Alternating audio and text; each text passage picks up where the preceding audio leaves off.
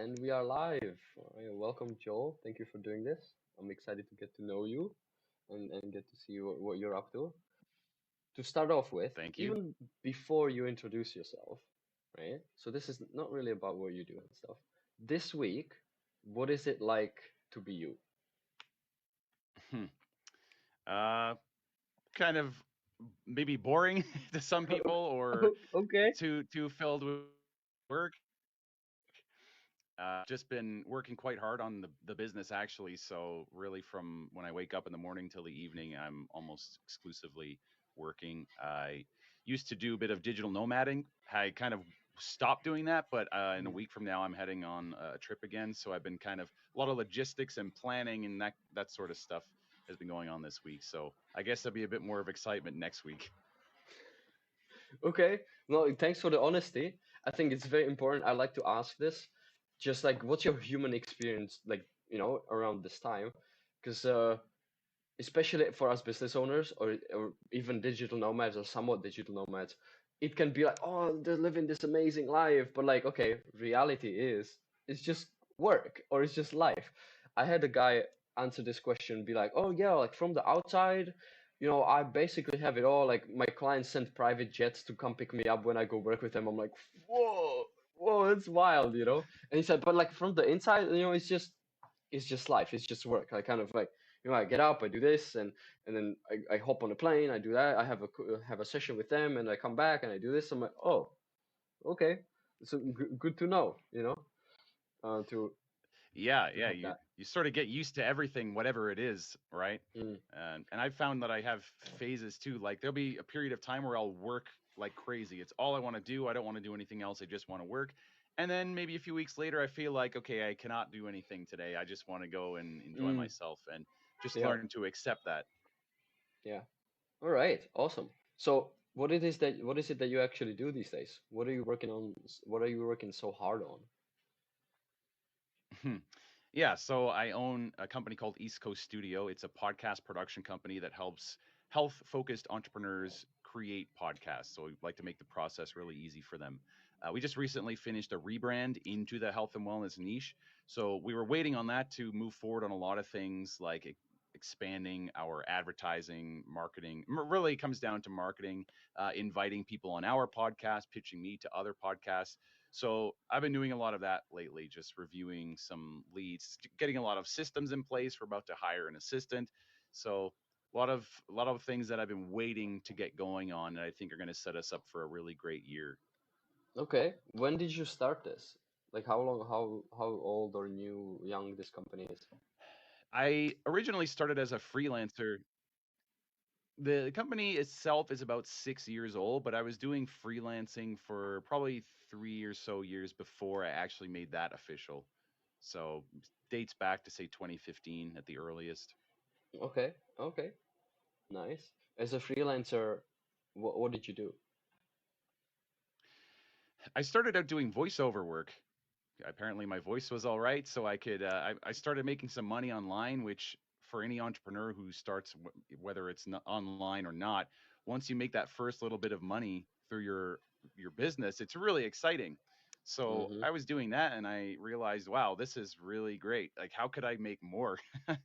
And of course, as a voiceover person, there's only a limited amount of time in the day if it's all coming back to you. So I was looking, how do I expand? How do I make more money? And I had an audio engineering background. So I discovered this podcasting opportunity in the marketplace, which was still relatively young back then, Yeah. but started doing a bit of that. And that really took off to the point where I gave up the voiceover altogether, started growing a team, and built the company into what it is at this point. Okay. What exactly do you offer, or how does it work for podcasters? Mhm. Sure.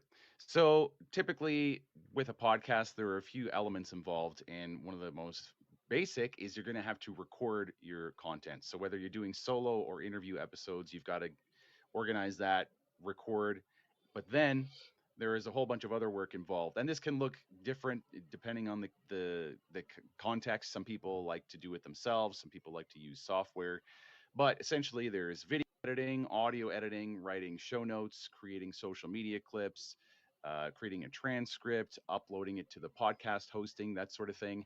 We do all of that. So we make the process a lot easier and streamlined for entrepreneurs who just want to delegate to a team that they can trust.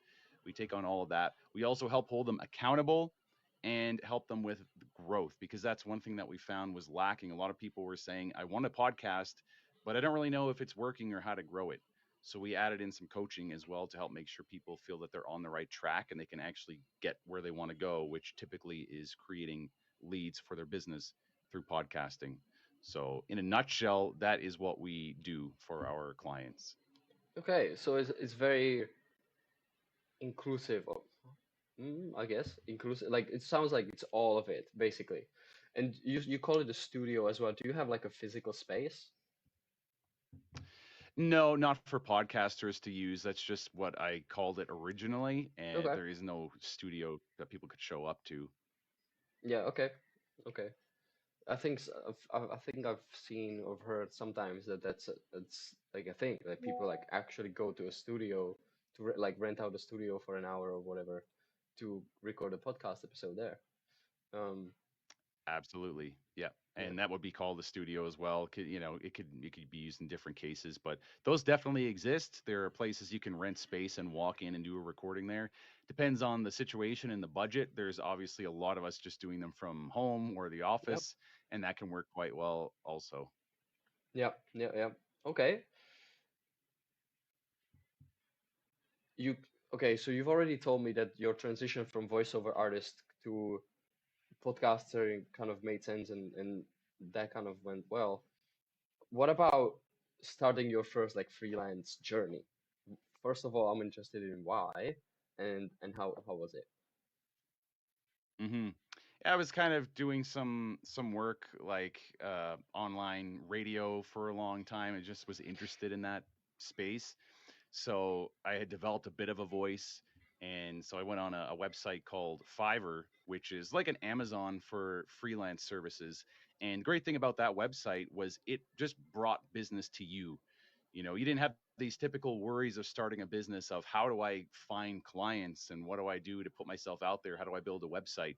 You just go on this site and it was all algorithm based. So essentially, the better work that you do, the better you serve people, the more work that will come in. So that's where I started. And I kind of feel like I didn't get the normal start of an entrepreneur because I didn't have to go out and actually seek clients. They just came to me.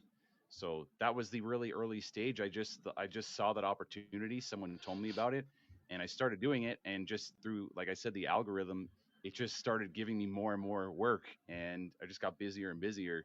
So I almost feel like I get a bit of imposter syndrome over that sometimes because I don't know if I Mm, had to start over today, if I could do it, if I could do the same thing, right? okay. Was it the same though with the podcasting studio or like with the podcasting business, or was that different? That was essentially the same. So I was looking for something else to add, like something else to generate more income from. And I looked on that website and they had this podcasting section, which, like I was saying, podcasting wasn't brand new back in, say, the 2015 era, but it was a lot younger. So there was less podcasts, there were less people editing them, and there was a lot less knowledge. There was a lot of people like just wondering how to do it. And that Yeah. included me, and I learned. Yeah. So when I identified that opportunity as something I knew how to do, I just added that as a service on the website, and then those started pouring in.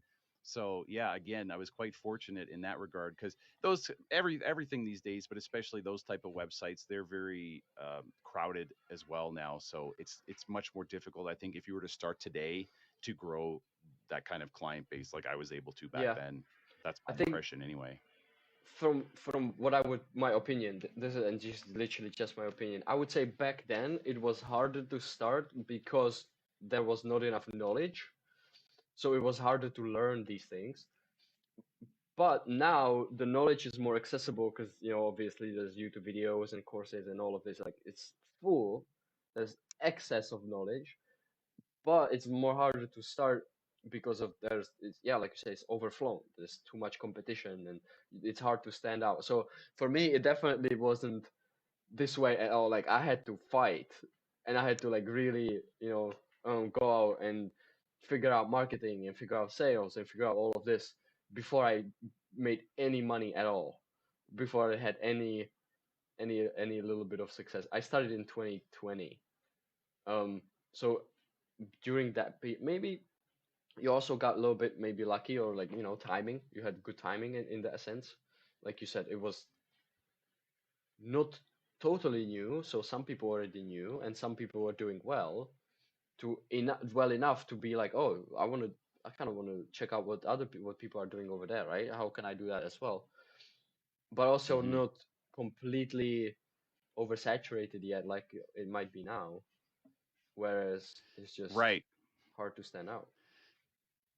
Yeah, exactly. And there were definitely downsides back then, like all the podcast software and the recording platforms and everything that we have these days that works quite well. Back then, we just didn't have that. We were just trying to figure it out.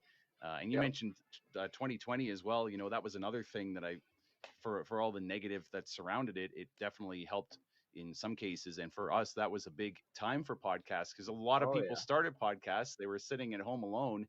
And Yeah. so while many businesses actually had bad years around that time, that was our best year ever up until that point. So, for us, we were quite busy, which I'm grateful for, and not, not to downplay all the bad things that happened, but yeah, that was certainly something that we weren't expecting going into that, right? Because it caused a Yeah. lot of hardship for many industries.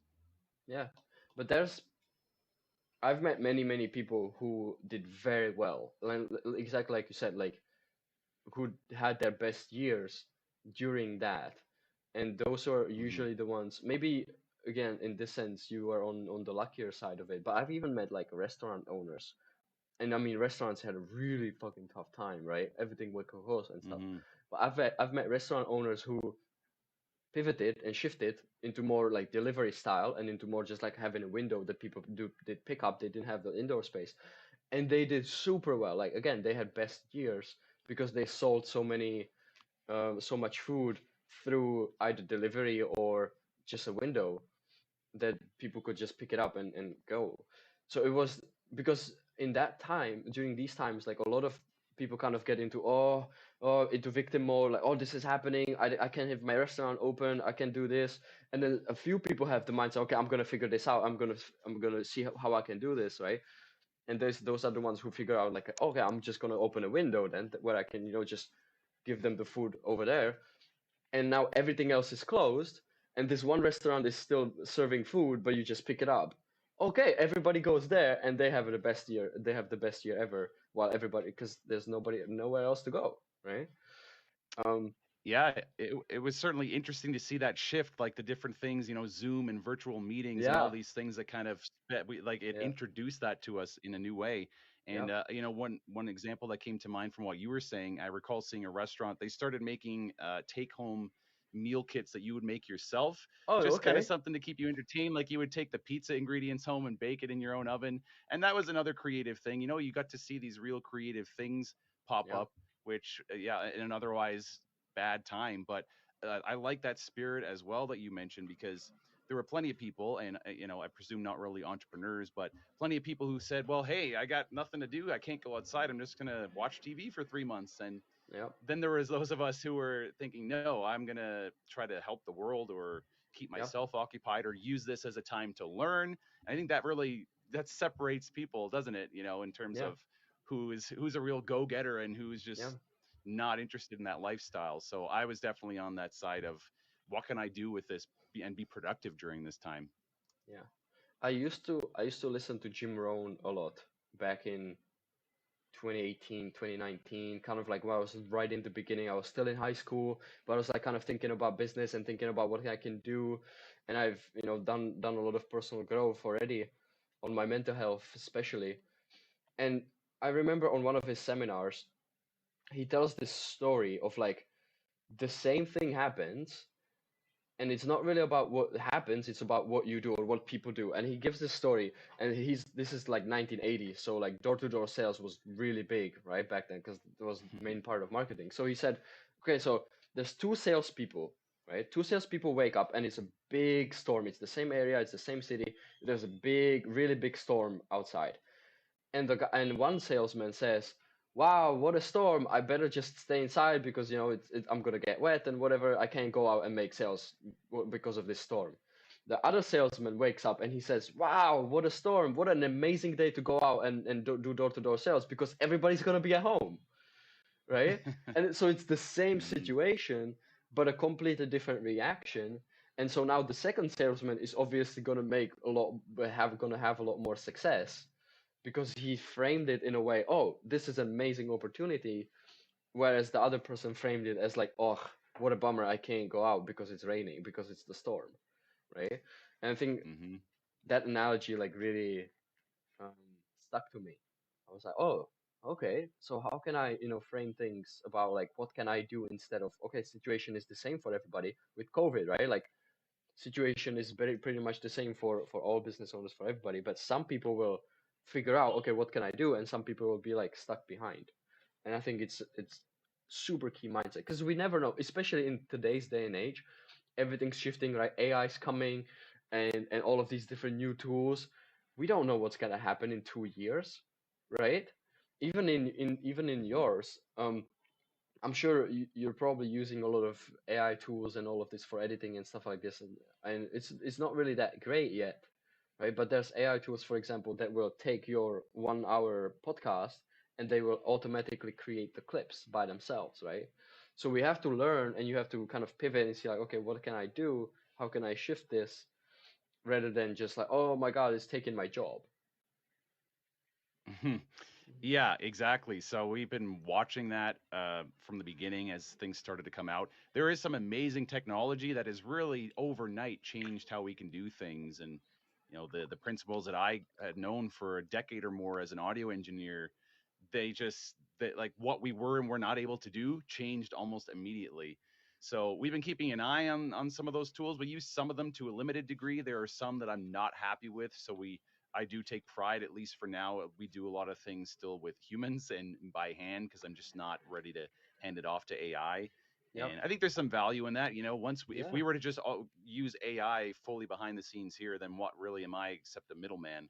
So I'm still absolutely looking for how to add value to a podcaster's life. And there are going to be some people that want to use a little do-it-yourself tool to do their show, and then there's going to be others that want a proper team behind it for a variety of reasons. So maybe yeah, we don't really know. Just someday we might find out the hard way, but I hope not. And we're talking about skill sets. I think there are going to be some skills like sales, for example, that are always going to be important, or the ability to capture attention. So I'm keeping that in mind for myself as well, because maybe this business does become obsolete at some point. But being able to market or sell, that type of thing, that's always, I hope, going to be Yeah. an important skill set to have, or it will help you survive. Yeah. It's also about not just what you build or what you get, but also about who you become, right? So if by building this podcasting business, even if by any chance it does become obsolete or just dies out because there's not going to be any space for it anymore because something else is going to replace it, then you're already going to be the kind of person who figures out something more and still goes out and builds, and you're going to have the skills, you're going to have the mindset, right? So you're always going to be fine. I had somebody on my podcast a couple of weeks ago, and she was in real estate, and she was like, I think she was brokering mortgages or something like that. And during 2008, it, it completely died, right? And there was basically nothing they could have done, and so many of these businesses went out of business because it was like the big economic crisis, right? That basically nobody expected back then. And but because she's already built that business, it died, it went bankrupt because of the situation. She went on to build another business, right? That is very successful now because she already became the kind of person who can just build a business and has the skills and has the knowledge and knows what she's doing. So that's very comforting for me always. Absolutely. That was always very Yes. comforting for me. yeah, self improvement. No one can ever take those skills away from you. When you invest in yourself, you've always got that, which is great. And that reminds me of like growing up, and even as I was a young adult, me and my brother were constantly making funny little businesses or testing things online. Like we had a few little online stores and blog websites, and just making Okay. videos, all kinds of things. And it didn't really add up to much, but you learn so much along the way, and then you realize, hey, I've actually got a fully grown, solid business here. And all of these little things that happen along the way help me build up that foundation and build my skill set and my knowledge, right? So it's, yeah, it's good to be like that, and take those little things along the way that you learn. And like you said, you cannot take those skills away from a person. Now you have that, you can, there was a TV show like that where they dropped this millionaire in the middle of nowhere with no money, and he had to rebuild a whole thing. And yeah, people can Yeah, do it because they have yeah, the skill yeah, set. It's yeah, not by chance. yeah. I've watched a bunch of those. I'm not sure if there's different ones, but I think the ones I watched was Undercover Billionaire. Yes, I think that Undercover was it. Yeah. Billionaire. Yeah, I watched a bunch Hmm. of them. I was like, whoa, this is wild, and I really like kind of wanted to study it. It's long. They are very long. I think it's like 5 hours each of the person or each of the people. But like the way they go out and they behave and they just like boom boom boom, right, and solve. One of the main things that I noticed that a lot of them had like very clear intentions and they like communicated that very clearly. Like all of them, I watched basically all of them. I think it's 4 or 5 different people who did it. All of them always showed up and they were like, okay, I'm new in this town, I'm here to build a business. And that was like very clear, and they were very confident and just like very intentional about it, like I'm here to build the business. And they did their networking and whatever. I really studied that Hmm. from like a perspective of like, okay, how can I model this, or like what can I learn from this, except just entertainment. And I think that was very very entertaining but also very valuable, very, very valuable. um I'm curious about this. You mentioned that you played around with like different stores and different businesses even as a as a teen or a young adult. How did you first like discover is business has business kind of been very present in your family, or did you just kind of go out on your own and figure out some other ways, or how did you first like get into business, like this concept at all, like starting businesses? It was in the family to some extent, but the way me and my brother were raised, our parents just were normal working people. So they always encouraged us to go out and explore, and be open to new ideas, and do whatever we felt like we wanted to explore. But there was certainly not really an entrepreneurial presence in our home to that extent. So it was just something I was interested in, really. And we just ended up, even just through childhood, we were always messing around with some kind of idea or trying to build something. When it really, let's say it got serious, was when I was my mid-teens. Myself and my friend, we actually started DJing at our high school dances, and junior high, which is what we had in where I lived. So we were doing audio visual for the schools. Like school would put off these little concerts and whatnot, and we were probably 13 or 14 years old, and we would do all the audio and lighting for it.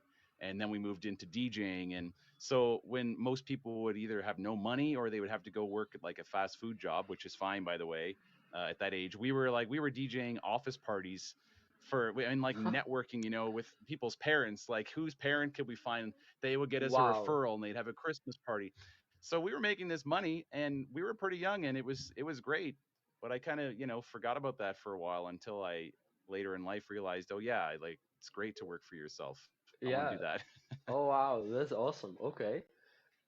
Did you like I'm really curious, like where did this mindset come from? Did you read a book, or did you see something like that you wanted to network and like you wanted to meet other people's parents to be able to do this as a It just 13-year-old? yeah, I don't know. It just Okay. happened. Like, I was always interested in audio since I was Okay. literally I think a baby. I just always was fascinated by music and that sort of thing. So that was part of it. And once I think there's a funny turning point that happened in maybe grade 7. They were putting off one of these musicals, and they were teaching us to do this dance or something, and I was Okay. so against doing that. I Okay. wanted no part of it. I was livid about this whole idea. and I begged the music teacher to please let me do so. Please do not make me do this. Let me do something else. And it seemed to work, and we ended up with a pretty good in with her and some of the other teachers, and they actually let us do it. They took a leap of faith, and we were really not like not Okay. experienced at all back then, but we figured some things out, and that was really what led us to go down that path. And before we Okay. moved on from that school to go to the next one, we found the principal's email, we hit her up, and we arranged a meeting with the principal when we got there, and got in with the school Wa- council who made all the decisions. Wow. And yeah, I guess we were pretty thrifty for that age. Damn. Damn. Yeah, that's that's wild. That's pretty 50. You messaged the school principal and set up a meeting, and you're like, what, Yeah. 13, 14 at the time, or 15 maybe? Yeah, it was probably around 14. Wow. Okay, that's great. Like business experience in the beginning, like very, very early. That's so awesome. It was I'll add a bit more here too. It was kind of fun just at that age because we got to Yeah. skip a lot of classes. People around the school kind of knew who we were. So I think we were a little afraid, like we had built up this status in the Yeah. first in junior high, and then we were going to high school. We were just a nobody again. You're at the bottom of the barrel. Right. Bottom of the totem pole. So we wanted to continue what we were doing, but we liked it as well. But that was like we had worked hard on that, and we appreciate it. I love getting out of class. I didn't want to be in class, so we would get to go for the whole day sometimes and go set up for whatever and plan. It was great. That's really where I was shining, not sitting in a classroom anyway. So I just Oh, that's weaseled my amazing. way into That something better. that is amazing. Oh, that's one of the best like kind of origin entrepreneur stories. Because I've heard, people reselling. I've heard people reselling shoes in school and like or starting like lemonade stands and or selling candy and stuff like that. But like going in and like messaging the prince, like emailing the principal, and just like setting up a Yeah. business relationship with the school that you're going to, so you can skip classes and stuff. It's hilarious. That's amazing. I, Oh, okay. It Really was, awesome, man. it was interesting too. I try not to ever regret anything, and I don't think that I do. But I we would do these dances, and I would see people drinking alcohol like Mm, underage coming in there and falling all over the place, and I just thought that was so dumb. mm, But I also kind of look back and think, why wasn't I just normal or fun? Like I lost mm, a lot of friends that way because I didn't want any part of it. I was an entrepreneur, sometimes too serious. yeah, And so I think I kind of missed out on a certain part of life being that serious at that young age. But like I said, I don't regret it. It made me who I am now, which I'm quite proud of and happy with. So that's all I can do. I hear But you. yeah, I probably lost out a little fun there in exchange for the entrepreneurial journey, but it was nice as well. Yeah. Well, you had just a different kind of fun, or like different, yeah. For me, it was like I've never understood that as well. Like I never wanted to be a part of it, like completely. Just like why you going to clubs? Why you doing that? Like it doesn't make any sense. Like it literally made no sense to me, and I wanted no part of it. And I was totally happy not having Hmm. any of those friends. I didn't really do Yep. business. I didn't really do business back then, or definitely not that young. I didn't do basic any business until like 19, 20, which is still very young, but Yeah. um, not messaging principles and stuff. So and that's yeah, you got me there. Like that's really awesome. That's really awesome. I think that's a The great story. freedom I would say now the freedom of being an entrepreneur anyway, it outweighs anything else like that fun that maybe I missed out on. I wouldn't Yeah, trade anything in the world for the fact that I am my own boss. I don't ever want to have a boss again. I don't want anyone to tell me what I can and cannot do or when I can have a break. I wouldn't trade that for anything. So yeah, I'm just grateful everything happened the way it did, and here we are because yeah, this is the ultimate freedom to me. yeah. I'll actually stick to this a little bit more. To the fun part. And because a lot of young people listen to me, right? I'm still very young, so I tend to have sometimes a part of my audience is very young. The idea that our society has for fun at all those ages, kind of generally, like it's and this is mind-boggling that you're from the US, I'm from the Czech Republic. It was very similar. Like that's what people in high school, that's what kids in high school want to do. That's their idea of fun. right? And I think that's just so messed up in a way, especially when it includes alcohol. And you mentioned as well, like underage drinking. Like that's so bad that our society has kind of created this idea of like, yeah, like that's kind of what you do as a teenager or as a young adult in a or almost a young adult in high school, right? Like that's the idea of how life almost should be. And then we are like me, if I was like I was studying personal growth, I was studying psychology in my free time, right? That's what I did. You were setting up businesses and doing all playing around with audio. It's so wild to me that that's the weird part, and what other people do, that's the normal part. Like shouldn't it be the other way, of like the people who go out drinking, like that should be not accepted. Like that should be the weird thing that people are not wanting to do, and that just blows my mind. I think it definitely should be the other way, and our idea of fun, it would be much more beneficial for every single person, I believe, if the idea of fun during that time would be to go out into the forest, try and set up a business, do this instead of going out partying and drinking for no apparent other reason, just because it's cool, you know? And that's my opinion. Yeah, it can definitely feel like you're isolated sometimes. You're on, you're walking that road alone because it isn't normal, let's say. And that was another thing. I agree with Yeah, you back then. Like it just wasn't that cool. I didn't get invited to parties despite everyone knowing me because I just wasn't that cool by the yeah, definition, right? I'm probably cooler now, but yeah, yeah, that's that's the thing. If everyone did what you were saying and was an entrepreneur and was learning, that might be smarter, but then there'd be no opportunity for anyone to stand out as more exceptional, right? mm, Like the reason that you okay, are different is because everyone else is doing that other thing. So I don't really mind that. It's more challenging, and like challenges have to exist for us to get these rewards in life. Like if it was really easy to just go set up a business and get rich or whatever it is that you want, everyone would do that. yeah, I don't want that's everyone to be true, able to do that. I want the people who are really willing to do it. There needs to be a like an obstacle in front of it. Otherwise everyone that's would true, do it and it wouldn't matter. And you'd be cool for going to do the drinking instead or whatever. So yeah, right, it's okay, just the way it is. So mm, I'm not upset mm, by it. It's just mm, how it is. mm. Yeah, okay, that's a good point. That's a good point. I think um I just want to highlight to for anybody who kind of is thinking about it, or he's in a similar position like we used to be, like 13, 14, whatever, in your teens, sitting or over there, like go out, and even if it's isolating, even if it's going to be lonely and you're going to lose some friends and you're going to miss out on some fun, go do it anyways and be that outlier, right? Because like you said, it is how it is, and it probably will stay that way for at least some time. Maybe something's going to change in 50, 100 years, we don't know, but definitely for now it will be that way. And so if you feel like this is kind of weird, or I want to do something different, but I also kind of want to fit in because I don't want to be lonely, go out and be lonely, and go search and go seek out people who are more like us, right? Or more like you. And then they will kind of create your own group of friends and your own community in a way.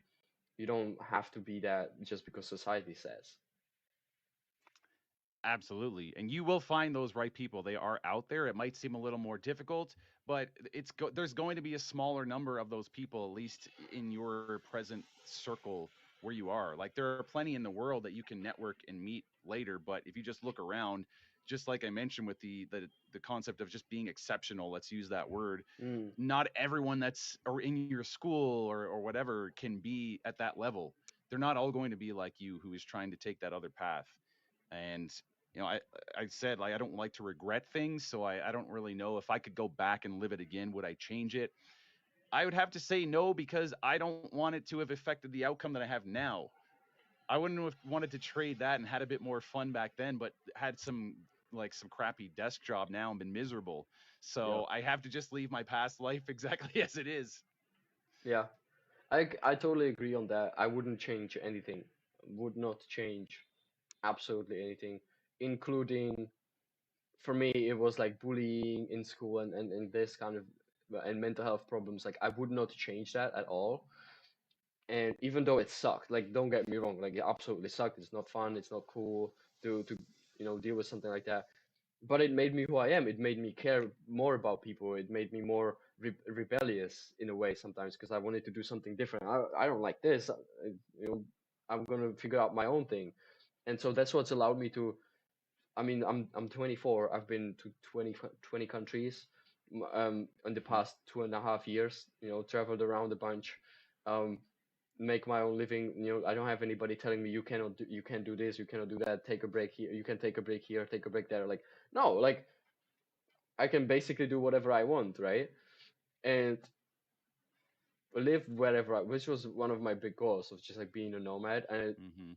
you mentioned that you did maybe a little bit of it, um, and then yeah, so if none of that happened, I wouldn't be able to do what I do now, right? And I wouldn't be able to help people. I wouldn't have this podcast. I wouldn't meet you, like, which is an amazing conversation, amazing insights, right? We wouldn't make impact on other people, like whoever might listen to this and be like, okay, I'm gonna be the weird one for a while, and I'm gonna start a business that might change the world, for example, right? Like you really never know what ripple effect these things can create. So definitely grateful for all of the bad shit, all of Yes. the heavy stuff that's happened. Well, I'm glad that you shared that because I've noticed that a lot in people who go on to do things like this. It's not going to be everyone, of course, but a lot of people, yes, they had to have a low, a very low low to springboard them into doing something else. Because if you're average, you're okay, and you just kind of fit in, no one really notices you, nothing really happens, you might not really be motivated to go do anything because you're just, yeah, my social life is good enough. It's normal. I'm just not even aware of it. Whereas if you have these bad experiences, as bad as they can be, and you hit a rock bottom, it it makes a lot of people say, "Hey, I'm going to go fix this," and and they end up getting results or doing bigger things, like much bigger than anyone else, or much bigger if they hadn't had those negative experiences. So you and I probably have some stuff in common there too, in terms of the social anxiety that you overcame, that sort of thing.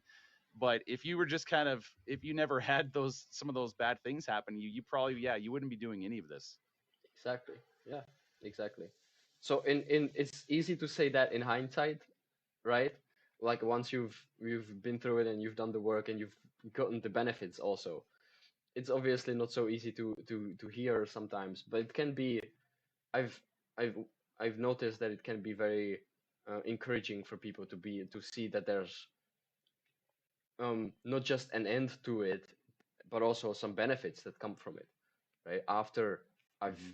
I've done my healing, or after that I've done my work, after I found people who understand, after in terms of entrepreneurship, there's lots of amazing people out there who will be like, oh, like, damn, you did that, that's amazing, like, and you will build your community, and you will have so much more fun. I think this is my personal belief.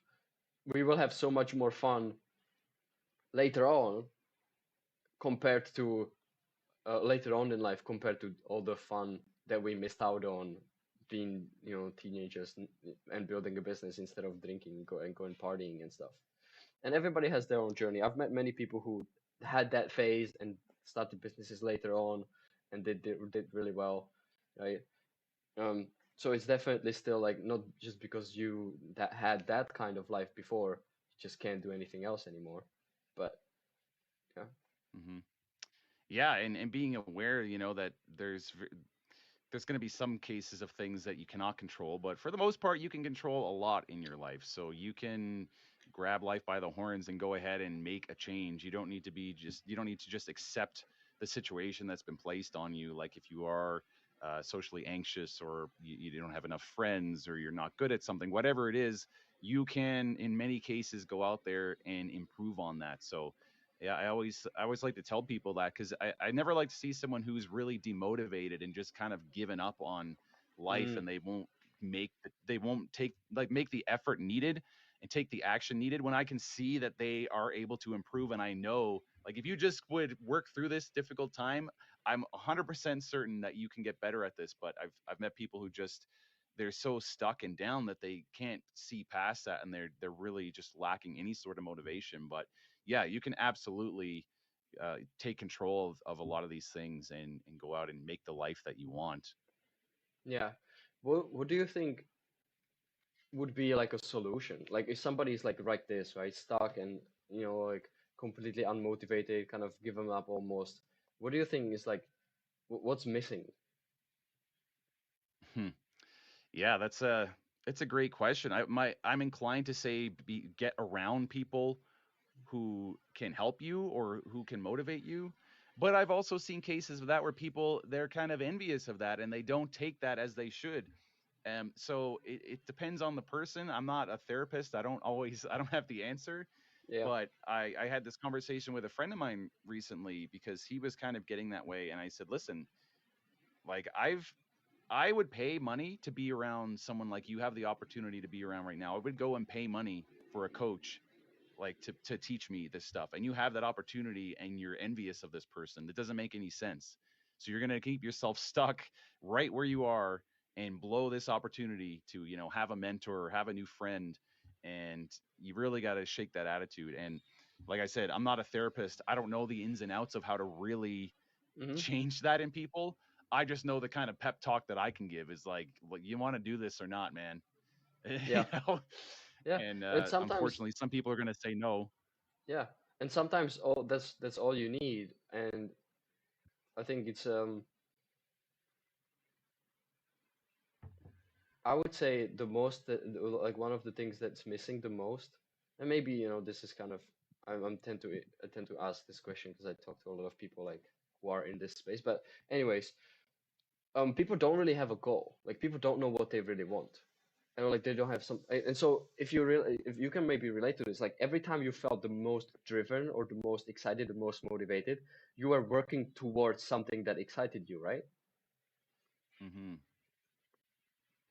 Yes, and I think to take from what you're saying there and expand on that, also showing them some kind of proof that it is possible. Because like I was getting at, these people are just so down they think that it's not even possible. I could never do that. Mm-hmm. Finding a way, a saying one of my mentors would use is proof, not promises. So instead of promising your brain that it's going to happen, letting them see, like, however I have to do it, help them out to the point I where they love see, that. like, oh my gosh, I actually just did that, or I just got that little taste of victory. Okay, I'm in. Like, I can see now that it's actually possible. Yeah. Proof, not promises. I love that. I Hmm. love that. That's really awesome. Amazing. All right, maybe let's shift gears a little bit. You mentioned like very briefly that you have your own podcast. What is your what is your podcast on? Hmm.